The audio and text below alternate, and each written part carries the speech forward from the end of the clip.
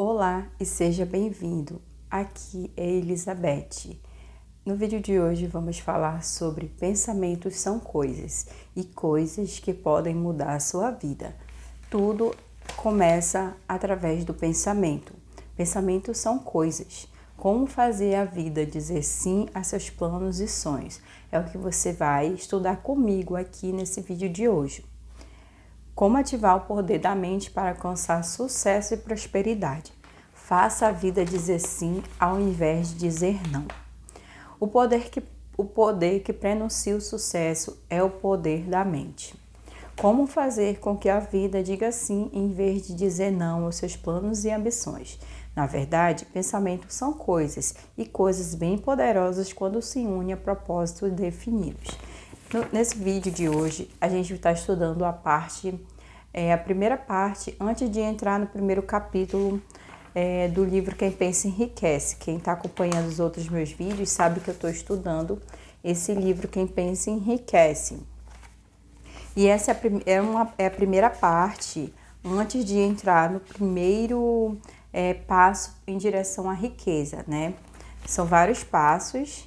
Não me recordo aqui agora quantos passos são em direção à riqueza, quantos passos em direção à riqueza Napoleão Hill descreve no livro Quem Pensa Enriquece. Eu ainda estou lendo, mas eu acredito que, se eu não me engano, eu posso trazer essa informação no outro vídeo, quantos passos são em direção à riqueza, tá bom? Mas no vídeo de hoje a gente está lendo essa primeira parte, antes de entrar na parte dos passos em direção à riqueza. Pensamentos são coisas e quando elas são definidas, essas coisas que têm um propósito definido, elas podem mudar toda a sua vida. E é nessa parte aqui ele fala sobre Edward C. Barnes. Ele veio, né, do interior dos Estados Unidos naquela época que Thomas Edison era um grande inventor e fazia muitas invenções, e ele veio para trabalhar com Thomas Edison. Não, ele não veio trabalhar. Ele tinha um objetivo definido. Ele queria e iria ser sócio de Edison. Ele não veio na cabeça dele, não tinha lugar na cabeça dele para ser outra coisa além de ser sócio de Edison. E nessa parte aqui a gente pode ter várias lições que ele colocou na cabeça dele esse propósito definido, e ele, nem que passasse vários anos, mas ele ia conseguir. Como eu trago aqui para as pessoas aqui no YouTube, né? Quando você abre um canal, no caso eu abri esse canal há muito tempo, e eu não vou descansar enquanto eu não conseguir monetizar meus vídeos, quando eu não conseguir ganhar muitos inscritos, ou seja, enquanto eu não conseguir o meu propósito, não vou descansar. Pode durar 10, 15 anos, 20 anos, um ano, um mês, não sei.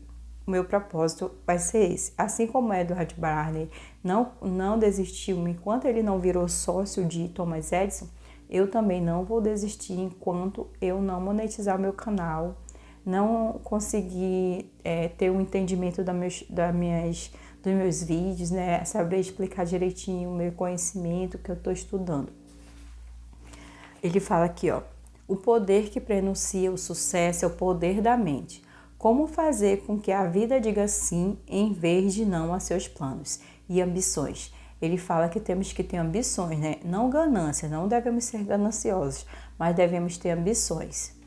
Na verdade, pensamentos são coisas e coisas bem poderosas quando se unem a propósitos definidos, persistência e um ardente desejo de serem traduzidos em riquezas ou outro objeto materiais. Então ele fala assim, um propósito definido, persistência e um ardente desejo ou desejo ardente.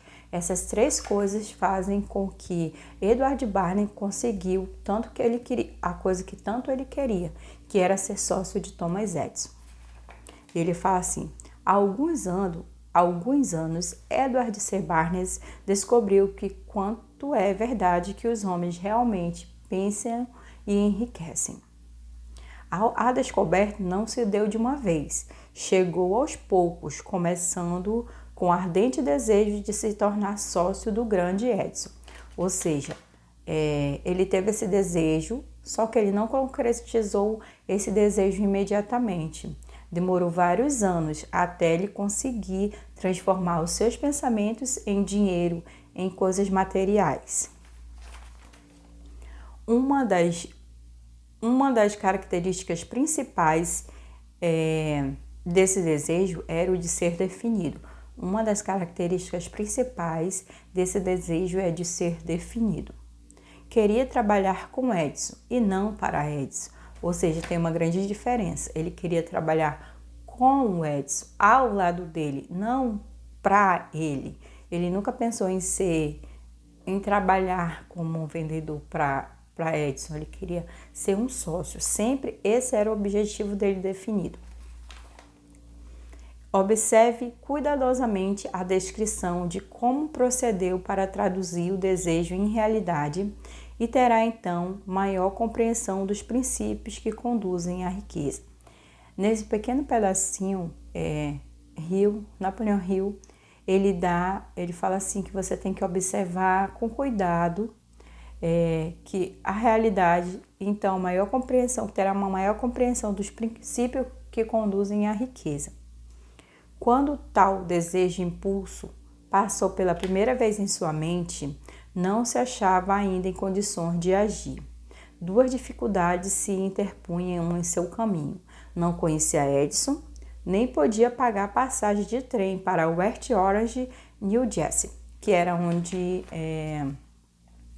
Thomas Edison morava, né? Ele não tinha passagem, ele não tinha dinheiro para comprar passagem, ele não conhecia Edison e como que ele ia trabalhar com Edison se ele tinha essas duas como é que se diz? Essas duas dificuldades, né? Aí traz aqui pra gente, a gente às vezes com uma dificuldade, eu não tenho isso, eu não tenho aquilo, coloca dificuldade e não faz, e não tem um propósito definido, um desejo ardente, porque acha que não vai conseguir. E ele tinha essas duas limitações, que era ele não conhecia o Edison e ele não tinha o dinheiro para passagem. Essas dificuldades teriam sido suficientes para desanimar a maioria dos homens de fazer qualquer tentativa de levar adiante o desejo. Mas o desejo que ele nutria não era um desejo comum. Aqui está a diferença entre desejar e um desejo ardente, um ardente desejo. As dificuldades que colocam no caminho que vai definir se esse desejo é realmente um desejo ou não. Edison olhou para ele. Apresentou-se no laboratório de Edison, anunciando que viria para fazer negócios com o inventor. Referindo-se ao primeiro encontro, Barney, Edison disse: lá estava ele diante de mim, parecendo um camarada comum. Mas havia algo na expressão do seu olhar que transmitiu a impressão de que estava decidido a conquistar o que buscava. Isso é Edison falando de Edward. Ele falou assim, lá estava ele, parecia um camarada comum, mas no olhar dele, nos pensamentos dele, já estava decidido conseguir o que ele tinha ido buscar. Eu aprender em longos anos de experiência com os homens que quando alguém realmente deseja uma coisa tão intensamente a ponto de arriscar todo o futuro numa simples jogada para consegui-la, não poderá deixar de ser bem-sucedido. Dê-lhe a oportunidade que pedia, porque percebi que resolvera não arredar pé enquanto não obtivesse êxito. Enquanto ele não conseguisse trabalhar com o Edison, ele não ia sair dali. Não podia ter sido a aparência do jovem que lhe garantia a oportunidade do escritório de Edison, pois essa era contra ele. O que contou foi o que ele pensava. Ele era um rapaz com pouco dinheiro, com certeza chegou no escritório de Edison todo esfarrapado, com uma roupa bem simples, e não tinha por que Edison contratar uma pessoa que ele não conhecia não estava bem arrumado, não estava bem apresentado, mas foi a atitude dele mental, né?